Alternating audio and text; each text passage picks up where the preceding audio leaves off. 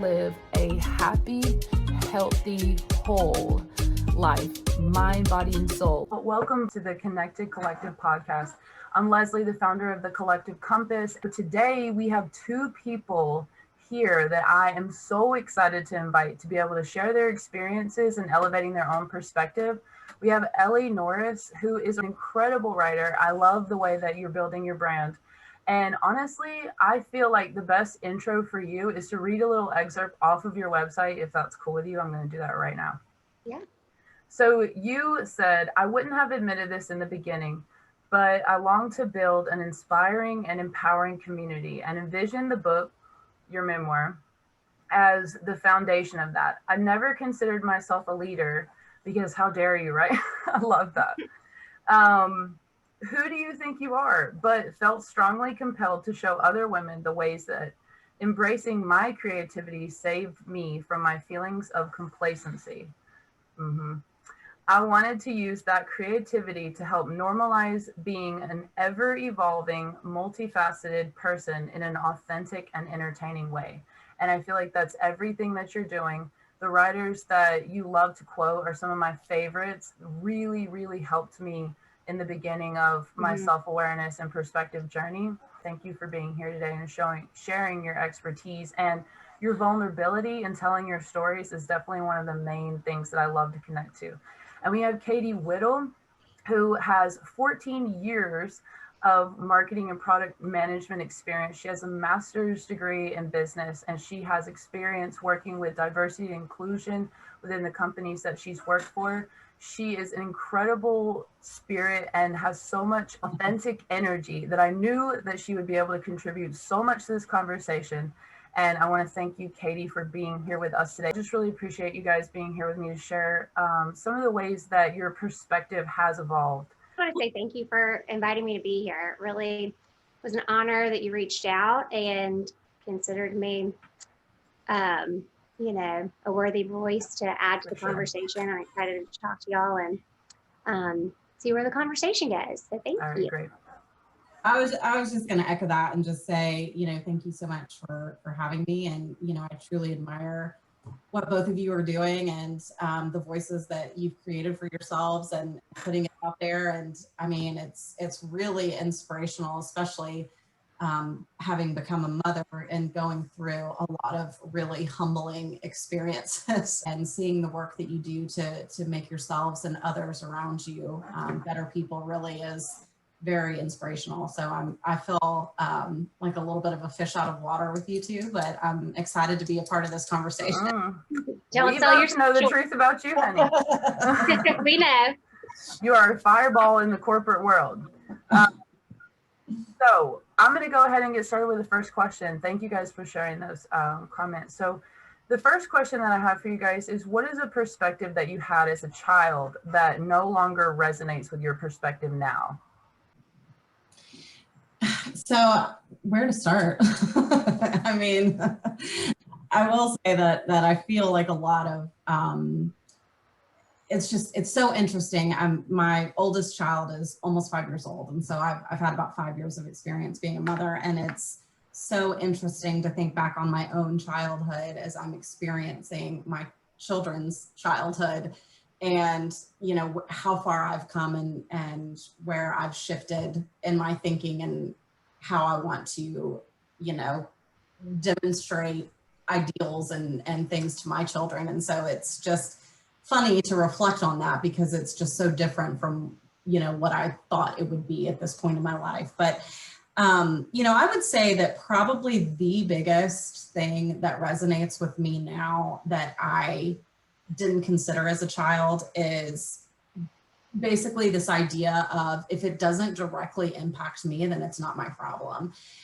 And I think part of that is, the fact that as children, you are self-centered. I mean, that's just an inherent characteristic that you have. And I see that in my children, my youngest is only 6 months old, so she's not talking yet. But in my 5-year-old, his whole world revolves around himself. And so it's, but as I got older, even through probably, most of my 20s, you're so obsessed with yourself, and it's hard not to be. I mean, every decision that you make directly impacts you, but at the end of the day, you start to think about, what kind of legacy am I leaving in that way? And then again, especially once you have children and all of a sudden your focus shifts away from yourself into them, you realize that you want them to have these characteristics that you may not have displayed as a child. And, so Leslie, you and I have talked about this, but I had read the book White Fragility by Robin DiAngelo. And one of the things that she talked about that really hit home with me was this idea of a bird cage, and how when you're looking at a problem and you have your face smushed up to the bird cage, you think, why can't this bird leave this cage? Like, why is this, this particular issue impacting these people, or whatever it is? And essentially, as you start to back away from the bird cage, you see that it may not just be one component, it may be all of these components that are coming in and forming this cage around the bird. And as a metaphor, and for me personally, I was really struck by this idea of when you kind of think, how am I directly impacted by this issue? You're kind of smushing your face up to it. And then as you step back and look at the bigger and bigger picture and you see the whole cage, you start to see where your ideals, where your thoughts are contributing to pieces of, this cage per se. And it's just been really eye-opening that if it's not directly impacting me, I need to start being a part of the solution regardless. It's this idea that things are bigger than you. And that's what I am trying to teach my children. And that, no, am I, as an example, am I a Black person who is being actively discriminated against in the workplace? No, I'm not. But is this something that I need to find my way to contribute and to fight and to help and to teach my children from such an early age how to deal with these kinds of issues and what they can do? Absolutely. And as a child, I would say that was not something that would have been in my worldview, if that makes sense. That totally makes sense. I know so many of us have the ability to grow up feeling like we are in our own little world. And that's a beautiful thing. It's actually not very healthy to be on the opposite end of that, where you don't have time for yourself, where you don't feel like you have your own world, where you're constantly feeling like you're having to do for others. And I definitely was not on that extreme of the other side of the spectrum. But I think that to pinpoint where you are on either opposite extremes and try to bring yourself back to the middle is a beautiful thing. So I love that you said that. Thank you. So for you, Ellie, what was a perspective that you had as a child that no longer resonates with you now? Okay, so I think kind of as a child, I had an idea of what it meant to be like a good person, a good girl, and that there were maybe these checklists that you could go through, you're nice and you go to church if you were raised like I was, like a good Southern girl, and you just kind of take care of your family, your kids, you do the right thing.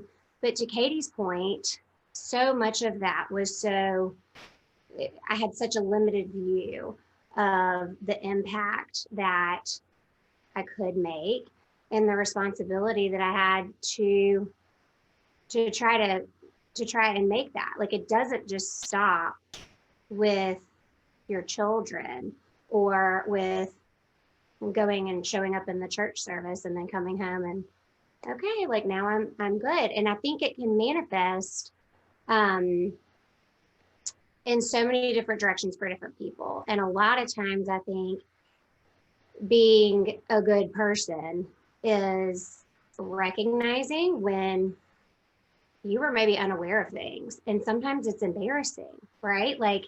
I would say most of the time it's embarrassing. It's embarrassing to admit, oh my gosh, forget about like when I actually did the wrong thing or said the wrong thing. I mean, that's just like, who even wants to go there? But like, even just acknowledging that you had no idea. Like, I grew up in a little bubble and was just totally blind to all of this. How mortifying. And so then you kind of go through this phase of, you know, grappling with that. Well, now what do I do with it? I can't tell anybody. Like, I can't, you know, so you just sit there and you cry and whatever, you know, process it however you want to. But then I think you do have to kind of get to the point where it's like, okay, when you are presented with new information or new life experiences, you have kind of two decisions where you either ignore it and you continue to go in a more comfortable path, or you decide that you're going to allow life to shape you, and that there's no, that doesn't make you a hypocrite to change views, or that it's something to be ashamed of to admit when you didn't have it all right. And maybe that's what it is as a child. But I think I expected that, like, you get to a certain age, maybe, I think for me it was 30. That's when I had like my big identity crisis. Like, whoa, I thought this is when like everything clicks, right? Like, you know it all, and you're an adult and you've got your kids and your family, and life is kind of where you thought it would be, or go in the direction that you thought you wanted it to. And then all of a sudden you're just like, but I don't know who I am. And now I'm seeing all of these things around me that I didn't know about. And what do I do with this? And so I think this idea that there's a point in time where somebody has given you the handbook and you've gotten it all together, and then it just stops there, as opposed to committing to a lifetime of learning and growing and admitting when you messed up, and just continuing to try and continuing to just do the best you can. And when you, like I said, it looks different for everybody. I mean, some people may put it all out there on Instagram and write and do podcasts and all of this stuff. And then some other people it may be that they just have different conversations with their children, or present themselves to their inner circle of friends, family in a different way, or speak up in a more personal conversation in a different way. But I think it's just about, you know, evaluating all the time, like checking in, reflecting, and, you know, figuring out what your responsibility is when you are presented with a different perspective. And just not, rather than thinking that at some point you have it all figured out. And to me, that's really liberating. Like, I probably, because I operate out of like a very self-deprecating kind of, like, that's my go-to defense mechanism. It's real easy for me to be like, I don't know anything. Like, I'll be the one to admit it all day. But it is sort of this liberating feeling to think, like, not only do I not know it all, but nobody else does either. So when we can kind of like start from that point, it kind of breaks down that facade of like, I'm supposed to be pretending like I have this all together, and that, like, oh, I knew that the whole time. But nobody. Yeah, why do we feel so pressured to do that? Right. You know. And so, I love, yeah, I think just thinking that I thought there was a time when I had it all together, and now I'm like, no, I'll be like on my deathbed, like, wait, what did I not get? Tell me quickly. Yeah. The biggest thing that you said that I resonated with was the rule book and the idea of roles. So I don't remember in high school having the opportunity to have any type of class that broke that down for me. But it did happen in college. And so taking so many psychology classes and sociology and all those things that have to do with the patterns of human behavior and human psychology and the way that people have studied that, the way that I realized during that time that the ways that we are given the formula, given the blueprint, and really pressured to stay in our lane and in our roles, all of the framework for that comes with the expectation that we're going to understand them, the rules, that we're going to be accepting of our role. And then also that if we, like you said, being a good girl, you fit into your role and you love being in your role. And so I feel like there's also that expectation that if you step beyond that role or you do something that's different, then you're going to be considered wrong. So that is definitely an intense pressure to fight through. And that to me, I feel like that's why it was so liberating for me to not, I've really always grown up struggling to feel comfortable with the role and the instructions. I feel like just naturally I was more questioning and more rebelliously spirited. And so I felt like I carried that struggle through realizing that it is liberating to not have to worry about the fact that I don't feel comfortable with those roles. 30 is like this magic number, I feel like, for most people, because there's just so much data that you have been able to assess through your whole experience.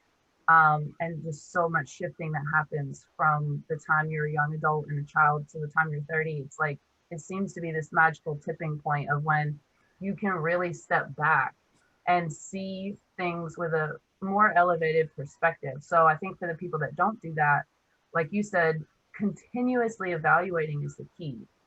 Continuously checking in with yourself, because that is the process that you have to do in order to sort of rewire some of these behaviors. But I will say, as far as somebody that's worked with clients on shifting perspective and awareness, what happens is it's weird at first and it's uncomfortable at first, but then once you start to keep self-evaluating continuously, it actually becomes natural and it becomes your autopilot.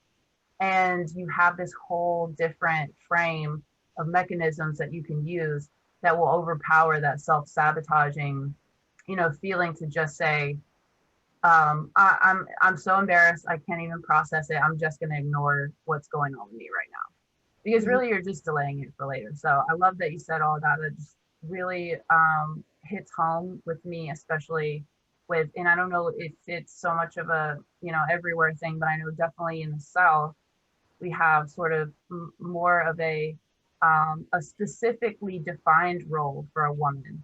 In each ethnic group, there are different expectations of the woman. So we're speaking from, obviously being raised in a white community, and it is a very real thing to be pressured not to step beyond what our boundaries and our expectations are that are put on us, that we're sort of raised within, during our childhood. So it's so important for people to be able to get beyond that, for sure. Something that my therapist told me, hashtag normalized therapy, was that she called it the hero's journey, and she said something similar to what you said, Leslie, about how there's a lot of data to support that moving into your 30s, I think is a huge realization for a lot of people, because you go on this journey expecting that these certain constructs and roles, as you defined it, like checking the boxes along that path, you get to a certain point in your 30s where most, if not all, of those boxes are checked, and then it's like, the hero who's completed their quest, it's like, what now? Like, like, why am I still struggling? Why do I still have questions? Why am I still confused? Like, why do I have all of these issues that I feel like I need to answer when I've done everything I was taught that I was supposed to do, and yet here we are. So I just, yeah, absolutely. That's one of the most disorienting feelings for me. You think you've come to the end of some accomplishment, but feeling the lack of whatever fulfillment you were expecting to have, I think is what gets people disoriented in that space. So being able to reorient yourself, and continuing to want to learn, I feel like is one of the best remedies for that, for sure. So question number 2 is, what is a new perspective you have that would have never made sense to your younger self? So when you and I had first talked about this podcast, one of the things that we had talked about was me reading the book White Fragility. That so I will say that I went back and kind of went back through my notes that I had taken as I was reading this, because there is so much perspective in that book that you just read it and you're like, I mean, I swear every chapter is, oh my God, I never thought about it like that. And I think that's her point. I mean, that's kind of what she says at the beginning of the book. But so one of the things, but I felt like one of the things that she talked about answered this question so perfectly, because it was probably, if not the biggest perspective that I had as a kid that I don't have now. And it just like immediately, it was like, oh yes, that clicked. But she talks about this idea of individualism and meritocracy, and how a lot of people, like when you think about race issues and, you know, all of the things that she talks about in her book related to that, a lot of people have this idea of, you know, if I just work hard and I try my absolute hardest, then I can get whatever I want. I can get wherever I want. You know, I can break down the barriers, blah, blah, blah. And, you know, I will say that I went to a wonderful school, a very empowering school, but in a lot of ways, I think it does kind of perpetuate that idea of, you know, be an individual, which is not a bad thing. Don't get me wrong. I mean, being an individual, earning things based on merit, working hard for the things that is what you should strive for. I mean, I'm not saying that that's not true at all, but I think this idea of it's not bigger than you and you can overcome is kind of what you're taught. And then when you actually get out into the real world, you realize it is bigger than you. And sometimes you can't overcome. And then how do you as a person handle that situation? And so like, I'll give an example. I've worked in a couple different industries, but one of the industries I worked in a few years ago was very, very male dominated. There were very few women, even fewer women in leadership roles. And I was one of the few. And so, you know, I went into it very confident. It was not my first job out the gate, you know, so I had some experience backing me up as I moved into the role, and I went into it very confident.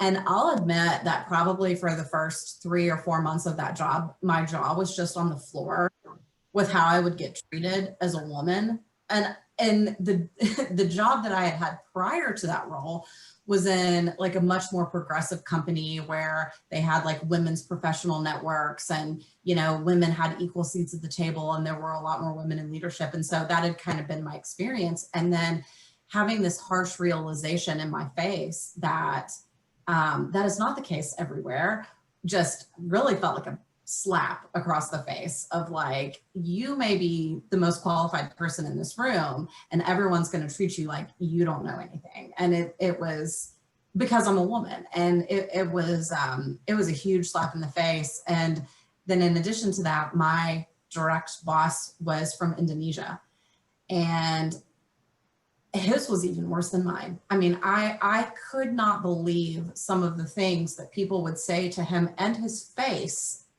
that were so racist. And I mean, I just, I tried to leave that job and eventually was successful, but I was not as successful as quickly as I would have liked to have been.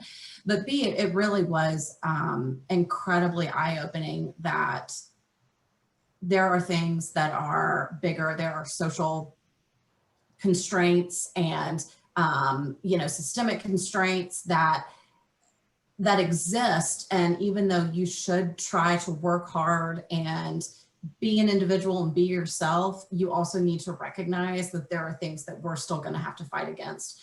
And that kind of goes back to my original point of like, if it's not directly affecting me, well, you may not know when it will directly affect you. Like, just because it's not directly affecting you this minute, just like, you know, my first job, or, you know, the first company I worked for, moving to the second job, I thought we were past that. And, you know, the the years that we were there, and it was not the case. So that was kind of a harsh reality that I don't feel like you necessarily get prepared for. And a piece of that, I think, is you don't want kids to lose their hope either. You don't want to crush their spirit. So I get that. I mean, I get that there's a certain level of protecting kids from crushing their dreams and stuff like that. But at the same time, I do think it's important that maybe we look to have a better understanding at a younger age of what we will be up against as we become adults. So, but if you had told me as a teenager, like, hey, you could get all the education in the world or all the certifications, all the skills, and be the absolute best at whatever it is, and you still may not get to be where you want to be, I would have laughed and been like, well, of course I can. So you'd be like, let me show you. Yeah, exactly. So that one really was just a huge perspective change for me. And I loved Robin's commentary on that because I felt like it really hit home. Yeah, that's so true. I love that you said that. And I honestly love the fact that you said you never know, just because it's not affecting you right now doesn't mean that it won't sometime in the future. And that's so true. I feel like something that maybe a lot of people don't even think about. Honestly, when you said that, I had a little aha moment, because that is true of anything really, and especially something that is deeply triggering, like just even though we may have not have grown up around, let's say, family or friends that's making a lot of racial comments or acting racist or saying all these ignorant things that would be really triggering, you still recognize them when you hear them. But the not hearing them and not being exposed to it almost creates the lack of need for the conversation around it. So you don't really know how to maneuver through, like, say he's, the coworker, you're looking, I'm assuming that you probably have witnessed in person, like you said, in his face, of some comment, and it's almost like you yourself don't even really know how to respond to that. I know I have had that experience. I don't know if you have. Maybe, some people's nature, maybe they just naturally know what to say, but I definitely don't. So I've had to learn, what do you say? How do you respond to where that person that is being victimized feels your love and energy, and that you don't say the wrong things. That's the thing. I think a lot of us are maybe worried that we're going to say the wrong things in those moments because we don't have experience, having those types of conversations. So, I love that you said that. Thank you. And Ellie, for you, what is a new perspective that you have now that would have definitely never made sense to your younger self? I think the first thing that came to mind for me, obviously there's a million different roads we could go down, but just this, I've recently kind of come to terms with emotions being like a good thing that can fuel positive change. And I think as a child, I kind of felt like, especially as a little girl, that if you were emotional, you were dramatic in a negative way. And so it was sort of like you learn to temper your anger, you learn to temper your sadness, and you learn to just sort of, be pleasing and like keep the peace and make everybody around you comfortable. And I apply it, obviously I see it like with my little girl now, but then the more I've kind of dug into it over the years, I'm like, this is also toxic for little boys, right? Like, because they also don't need to be stifling their emotions because they think it makes them less of a man. But just learning to listen, like that when you have a strong reaction to something, that's worth leaning into. It's not comfortable, but it's worth leaning into and digging deeper to figure out why you have that response to it. And a lot of times, like Katy was saying, that's what moves you from being a self-centered person to a person who acts with more empathy. like, even if this doesn't affect me in the same way or at all, it can still matter to me. And it can still, being open to learning and seeing things from another person's perspective can influence the way that I move about the world. So I think just kind of viewing my emotional responses as a positive thing that can fuel my creativity, that can change patterns, disrupt patterns if they weren't healthy or constructive. And I think just to kind of see them as something that points to something that I need to pay attention to, like an inner knowing that you don't have to look to an outside source to tell you what to think about this. Like your tears alone or your anger alone or whatever it is telling you exactly how you feel. So you don't need somebody to confirm your thoughts on a situation. And then you just kind of, and then the hardest part, I think, is trusting that then to actually take it a step further and say, okay, I actually trust myself to understand what's going on here and act accordingly. But yeah, I just think I always viewed that as a negative thing. Like, just I got calm the you're down. being too dramatic a lot, so I totally understand. Yeah. Like, you just calm down and, keep everybody happy. But yeah, I feel like our emotions can really be fuel for positive, and they can also be really powerful in self-destructive ways if you're not acknowledging them, right? Like, then you're stifling them, and it can be really self-destructive. So Yeah, absolutely. learning to channel them in positive directions and all of that. Yeah, one thing that I learned, especially about trying to stifle those emotions, is actually they get stored in your body. That energy gets stored somewhere in different parts of your body. So I learned about that as I started practicing massage therapy, and it was incredible, the connection. And I actually had to read a book to really understand how scientifically that's even possible, because that's how I usually go about rationalizing things. So from a biology standpoint, that trauma actually gets stored. And then when those same emotions get triggered, that's the connection between creating physical disease within your body. So different emotions get stored in different areas of your body, and it can really develop serious diseases over time. It's unbelievable, the connection.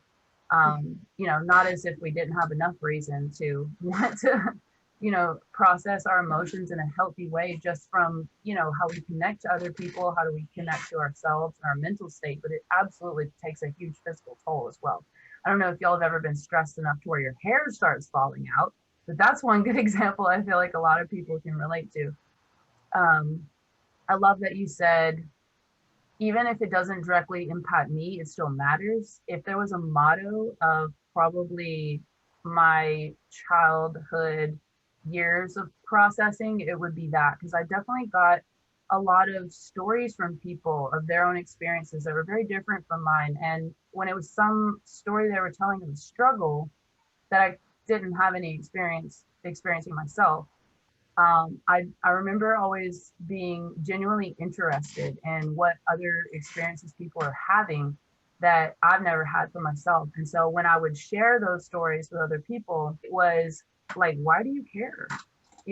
Why does it matter? I remember being asked, why does it matter? Because I would really let myself get so upset that these things were happening if it was somebody that was especially being discriminated against or felt discriminated against, whether it was their gender or whether it was their ethnicity or cultural practices or whatever. And so I remember processing within myself as a younger adult why it did matter, why I'm happy that it mattered, why I should be proud that it matters, and that I shouldn't have to defend what matters to my spirit, basically. So that is, to me, definitely something that's been personally impactful to me, is just owning that it doesn't actually have to impact me for it to matter. And then if it does matter, that should be a good thing. You know, that shouldn't be something that I should have to defend necessarily. And I think it came from, you know, honestly, like a parent saying, why do you let yourself get so upset about this? That has nothing to do with you, that type of, you know, mentality. I know when you have parents that have demanding jobs and busy lives, you know, they're also trying to compartmentalize all the things that they need to keep in their mind to be able to function well. So I think when you come from a family of high functioning adults, there is that tendency, or at least within my own experience, to have those types of things that shouldn't matter just put to the side, because you got to focus on what you're doing. You got to focus on the life that you're creating. And that demands so much energy of us, for the most part, that I think that as a parent, I even catch myself doing that to my own children when it comes to little, you know, petty school things. I have two teenagers, so it's time for all the things, you know, in that area. But I catch myself suggesting to them that they might not spend so much time worrying about other things, but then I also feel like it's important to let them know how beautiful that is, that they do care, you know. So I love that you said that. To go ahead and get into the third question, it's really my favorite question because I love talking about aha moments, and I feel like when you really have a big aha, you have a strong memory connected to that experience. You may remember exactly where you were, what you were eating, what you were wearing, who was around you. And those are the types of really deep perspective shifts that I love people to share, because it's something that immediately will shift you in a more dramatic way than just these little, oh, okay, yeah, that makes sense. So I would love to know what, Katy, is the most impactful perspective shift you've experienced in any area of your life, from parenting, relationships, cultural differences, relationships with people from other ethnicities, relationship to your own faith, etc. Any perspective shift that you want to share, the experience that you had, and what was that perspective shift? This was a good one. I had to think about it, especially because it was so multifaceted that I was like, you know, trying to think of the different areas you mentioned and whatever. But I would say that I had one really specific aha moment that I remember, and then I had a couple that I sort of feel like are supporting aha moments, I guess. But so, you know, the easy answer is that having kids just completely changes your perspective on everything. I mean, there is nothing, at least for me, that I have experienced more life altering than having children.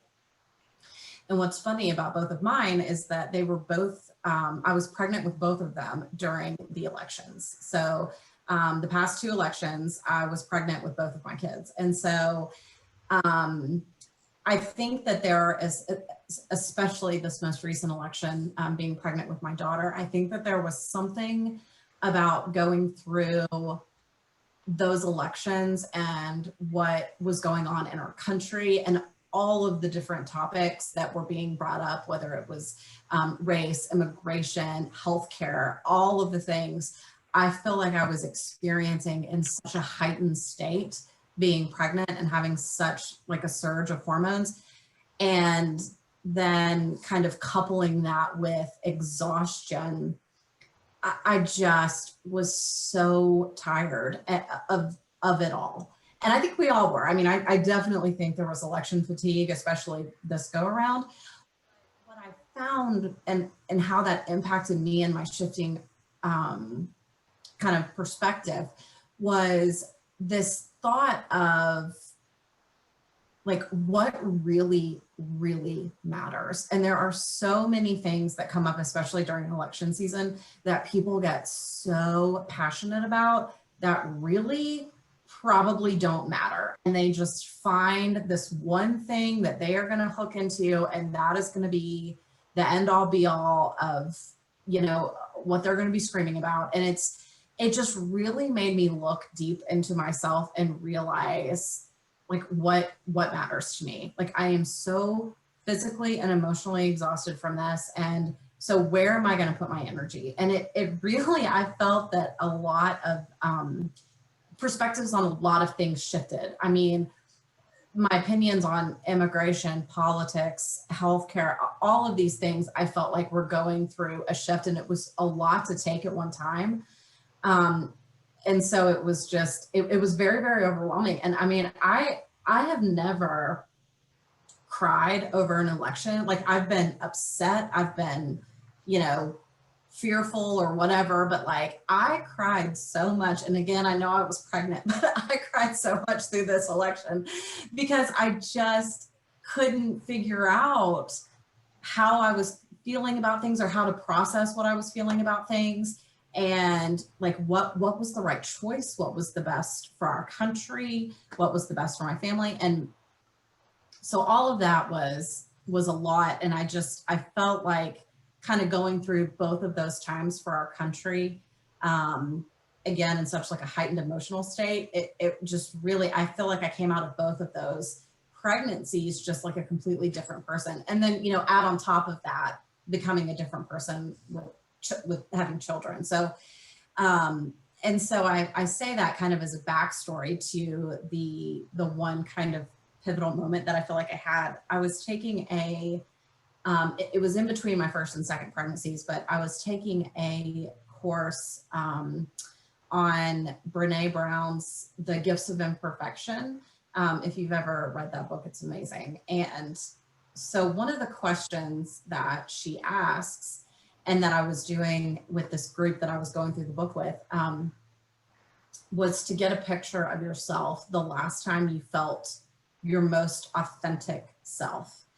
And I struggled over that assignment forever, trying to figure out like at what point in the past, however long, I felt the most authentic. And I finally settled on being a senior in high school was the last time I felt like I was really my authentic self. And so I asked my mom, and I also asked one of my girlfriends who I knew in high school, their opinion. And I didn't tell them of when, but I just said, you know, in your opinion, when do you think was the last time I was the most authentic? And they both came up with the same answer I did. And it just broke me. I mean, I just cried and cried over that because I thought, how has it been, you know, 14, 13 years, however, it was a couple of years ago, since I've been authentic, and to the fact that other people seem to feel that I hadn't been authentic in that long, just crushed me. And I don't think they meant it in, you know, like a you're full of shit kind of way. Like, you know, just that the stresses of becoming an adult have kind of weighed on some of the spark that I used to have back then, kind of thing. But it made me realize, and this kind of goes back to what Ellie said, it made me realize that I need to figure out how to be authentic going forward, even if I don't have all the answers. And I think that's what I struggled with, you know, going through my 20s and early 30s, of not having all the answers and feeling like I had to find them instead of finding myself and who I was. And I think that kind of this experience that I was going through with pregnancy and having children, and what the country was going through these election times, was just me really letting go of preconceived notions that I had had and that had been ingrained in me for so long, to figure out who I want to be as the most authentic version of myself going forward. And so I actually still have it, but I have a workbook where I keep that picture of myself of high school when I was my most authentic. And sometimes I just flip through it and I had some feelings I wrote down associated with it. Yeah, I keep this one right here. Yes. You got to have the reminders around. Yes, that's exactly what I do. And I keep that in my desk somewhere. And sometimes I'll just flip through it and read how I was feeling at the time to see if I feel like I've made progress since then. And if I, you know, feel like I haven't, I'm like, okay, what do I need to do to like get there? One of the ways that I get, and this is probably the most analytical, is there's a test that you can take, and I can't think of the woman who did it, but it's called the Self-Compassion test. And if you've never done it, you should, because it will blow your mind. I can send you all the link to it. Yeah, it really, I think part of my struggle through my 20s was that I lost my self-compassion. You know, I just really kind of went through this period of like not liking who I was. And I think it was part of me trying to figure out who I was, but you have to kind of weed through the gross and the unknowing and kind of floundering and trying to figure out who you are. And I guess that is what your 20s are for, but you don't feel great about yourself as you're moving through that. And so I think I had lost my self-compassion, and in high school I think I was a lot more compassionate towards myself. And so I think that that's part of why myself and others identified me as more authentic then. And so, and that is something that I want to be now, is self-compassionate, because it's kind of like exactly what you said. If you don't start at the individual, then how do you expect to, like, you know, move that forward out to others? And so, so I take that self-compassion test to see, and it breaks it down into different areas of self-compassion. And so I'll take that probably about once every 6 months. I take that test to kind of see how I'm feeling. And that's been a huge gauge that's kind of helped me to see if I'm moving forward and, you know, defining myself. Because I'm blown away. Like, honestly, that was so good. Oh, also for me, I did the same thing as far as when is the last time I felt the most myself. And it was high school for me as well. And which is crazy because I don't even feel like, you don't realize sometimes until you have the amount of hindsight to look back on and process, because honestly in the moment you really feel like you are being yourself. At least I did. And I know that it's so hard to realize where you are in the moment if you don't have those types of tools to assess yourself. And I think that once I realized that the last time I felt that amount of light and energy and just excitement about life and fulfillment, genuinely just about being who I was definitely when I graduated high school. That summer, I remember things didn't kind of go quite according to my plan as far as where I was going to attend college. And that was probably the first biggest blow I had to my energy space, as far as, like you said, this is beyond me. I thought that everything that I planned would go through. And then when it fell through, it was sort of like a domino effect of like scrambling to see how to get back on the right path instead of just sitting and processing. And it was just like go to try to get wherever it is, because also at that age you've got people looking at you trying to gauge whether you're being productive, whether you're accomplishing things. And that adds so much pressure to not allow yourself that time to just sit and reflect. And so I can definitely identify with that for sure. Thank you so much for sharing that. So for you, Ellie, what would you say is the most impactful perspective shift that you've experienced in any area? And how did you experience the shift? Okay, so I think a lot. I have had aha moments, obviously, but I feel like the most impactful ones have been gradual, where it's like conversations with friends or seeing things through my children's eyes and seeing myself differently as a mother. And it's funny that Katy mentioned the election, because I hadn't thought about that when I was writing my stuff down today. But 2016 was the year I turned 30, right? So like the months leading up to the election were like the last months of year 29. You're just watching the news every day, like, what is going on? And we also moved out to the farm that we live on now. So I was a lot less socially connected. I was alone a lot more, and everything was a lot quieter around me and a lot louder inside. And I think that that was really the first time that I like realized that I had to think for myself, and I had to not only did I owe it to myself and to others to think for myself, but that I was capable of it, and that I was capable of doing the research to make an informed decision, that I can trust the inner knowing that I have that we've talked about as well. And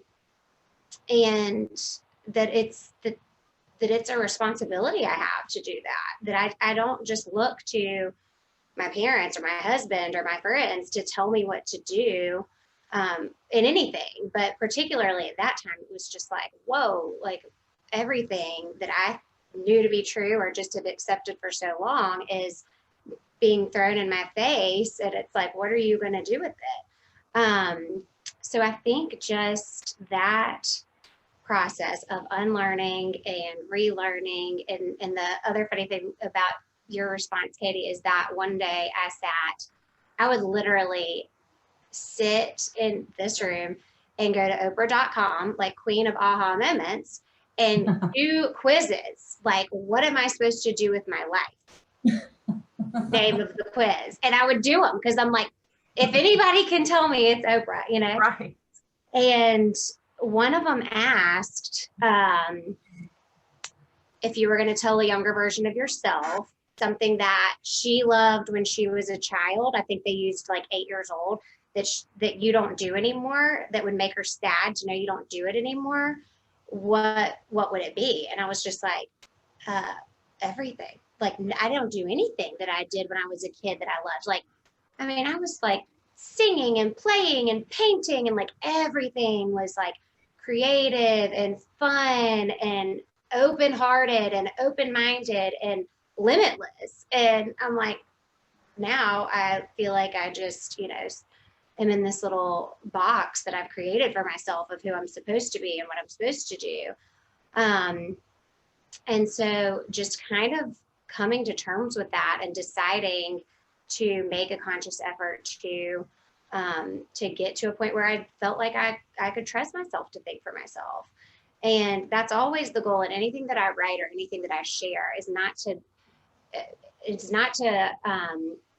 convince someone to think the same way I do or make the same decisions that I do, but just to get honest with yourself and to trust that you're capable of thinking for yourself and speaking for yourself, voting for yourself, and creating a life that aligns with how you feel when you're your truest self. And it's funny that y'all say that you would go to high school. Like, y'all are lucky you made it that far. I think mine would be middle school at the longest. And then there was like this 15-year gap at least where it's like, who is she? And motherhood had so much to do with it, because Louise was 2 years old during the election move, all of that identity crisis, like upheaval. And so she was just kind of starting to come into her personality. And I'm watching this little girl who in so many ways does remind me of myself,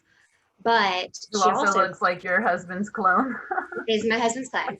And also is just so uniquely bizarre and hilarious in herself. And I just would watch her and be like, how did I go from some version of that to like, okay, you're going to be a mom and you're going to stay at home and you're going to have a cute little family and you're going to convince everybody that you've got your shit together. And like, and that's it. That's the most that you're going to be able to accomplish. Like, and motherhood is like the biggest thing that I ever will take on. And I know that. And my family is the most important thing to me.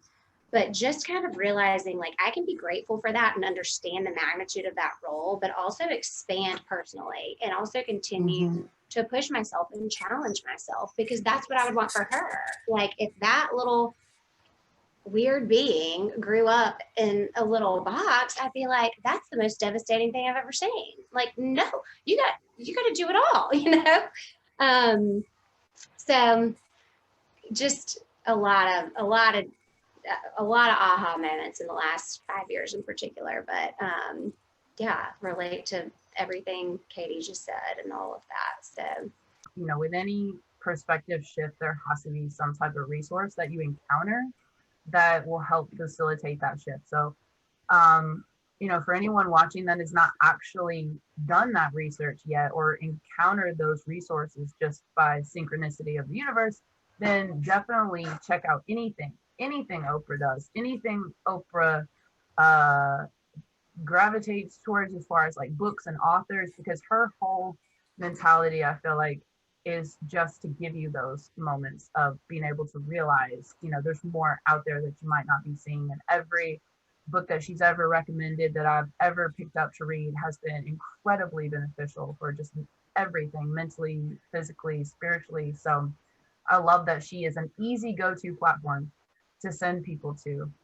And I definitely think, Katy, with you talking about the election, I would have never thought about that. I mean, I struggled with it, but I cannot imagine being pregnant during that, just because of the hypersensitivity that you have, that the fact that you had to process life in that condition, situation, you know, just stage of your life is incredible. I'm sure that you probably felt like 10 times more empowered, you know, afterwards, after you got through the discomfort, just because it is that extreme.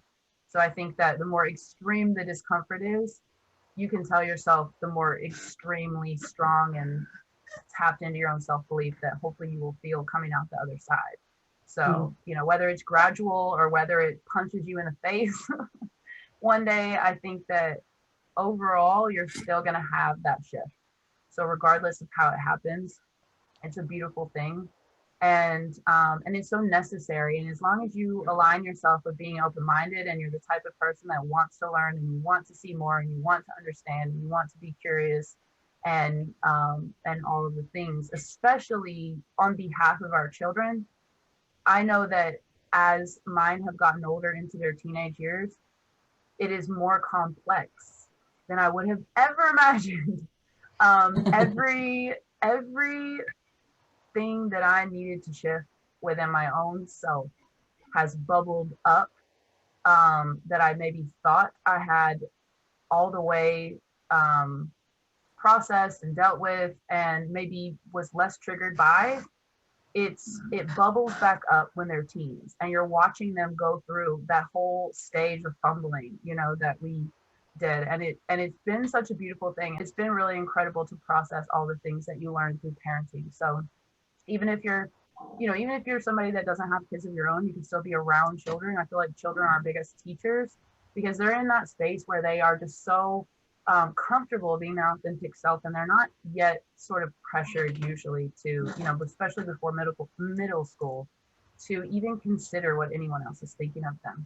And so it's a beautiful phase of life to really watch, you know, kids that are that age and learn from that as well, especially as adults. But again, I just want to thank you guys so much for having this conversation with me. I know that it's going to be so powerful, especially for my audience, to really connect to each of y'all's experiences and really resonate with the fact that, you know, regardless of what you're doing in life, there are so many ways that you can open yourself up to thinking differently and elevating your perspective. And at the Collective Compass, the reason that I really stress the importance of that is because that is when we can remove limitations.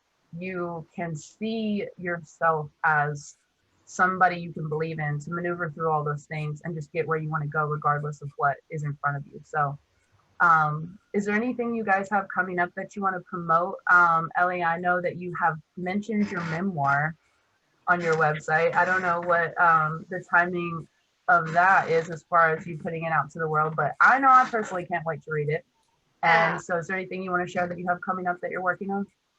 I wish that was a segue to say, yes, it's coming out soon. When it comes, we will all be ready. So you just know. Yeah, I don't know. It's funny because I wrote it 5 years ago and I knew when I started, or almost 5 years ago, I knew when I sat down to do it that it was going to be cathartic for me, and that was the only goal at that point. And then it sort of evolved from there, like, oh, okay, actually I think there might be other people who get to the age of 30 and realize they don't have everything together like they thought.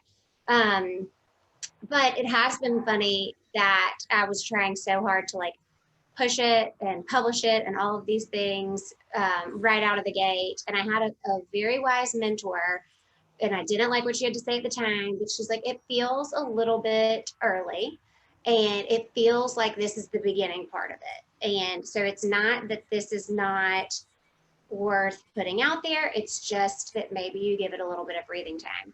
And now I look at it and I'm like, I would love, I mean, if an agent knocked on my door today, I'd be like, I'm ready with like over 80,000 words. Like we have something to work with, but it would definitely be a different version. I think just because so much has changed in the last several years, collectively and for me individually. So some version of it someday, but no big news right now, just trying to kind of build my platform on social media and all of that. So when the day comes, we'll have an audience to sell it to. Well, I am happy that you're letting it go through its own organic birthing process, because it's going to be so much more full of, you know, just richness and value if you do that. I've actually started a book about 4 or 5 years ago myself, and every time I reread what I've wrote, I'm like, I'm never going to finish with this. I'm going to constantly keep evolving, and I'm going to constantly think of more things to add. So it's been an interesting process for me as well. But where can everybody find you on social media, and tell us what your website is, so that way people can stay tapped into in the meantime? I do most of my things on Instagram. It's at ellienorris.writer. And I need to update my website, but it's ellienorris.com. I usually share things on Facebook too, Ellie Nichols Norris. So kind of all over the place. Today, I have a Today Parenting community page that you can find through Instagram, Linktree. And it's all basically, if you go to Instagram, then you can see all of it on my Linktree, the link in my bio. So perfect. All right, great. And Katy, thank you so much for all of the work that you're doing, even in your, you know, your work environment, and being on the board of, you know, community organizations. And just, even though you, I know, feel a little bit out of familiar territory with, you know, the fact that you're in, you know, the corporate setting, there's still so much work to be done. There's still so much leadership that happens within those communities. And I just want to thank you so much for being willing to do the work that is needed in those areas, because between everybody put together, the work is being done everywhere. Thank you for sharing all of your experience in those areas. And I know so many people are going to be able to resonate with that. So thank you again, both of you guys, for coming on the Connected Collective. And just to give you guys some information about a discussion panel that I have coming up as well. Sunday, I'll have a live discussion panel talking about white denialism. Heavy topic, yes. We're going to be going into the toxic generational patterns that actually happen to create the denialism that is actually pretty common within the white community, that a lot of times can affect other ethnic groups, just by the fact that, you know, sometimes it is hard for people to resonate with experiences that, you know, have no similarity towards their own. And so it's going to be a conversation related to self-awareness and perspective, dealing with that particular generational pattern. And it's going to be a beautiful thing. I want to give everybody a piece of content that they can easily receive, so that we can all encourage each other to do the healing work, even if it's deep and super uncomfortable. And I think, you know, as Ellie mentioned, the fact that we're going to be embarrassed, we're going to say maybe something that we will feel like is the wrong thing. Just because you feel like it's the wrong thing doesn't mean that it's actually the wrong thing. So just, you know, for anyone listening that may be hesitant to get in on the conversation, everyone is so welcome.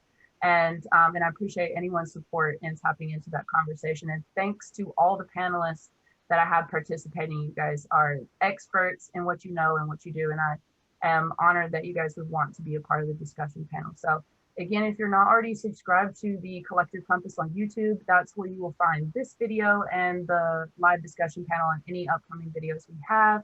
And also check out the Collective Compass on Instagram and Facebook as well. I know there's some things that you're doing that are still keeping you in self-sabotage and you may not even know it. And there may be people around you who are not on the same path that you're on, and they may be giving you some negative energy. Through the next series of videos related to all the ways you're trying to better yourself, will really break down some of those limiting beliefs that maybe you have inside your head or that you hear in your external environment. And I'm going to show you how to process those in a way where you can have a different perspective that's actually going to help you change that negative thought into something positive, and then it will no longer be a source of your self-sabotage or a negative trigger that you may encounter externally. Is what we teach you how to do at the Collective Compass when you rewire your perspective and practice habits that really support that type of lifestyle that's going to connect you to your inner guidance system, and it's going to allow you to live happy, healthy, whole.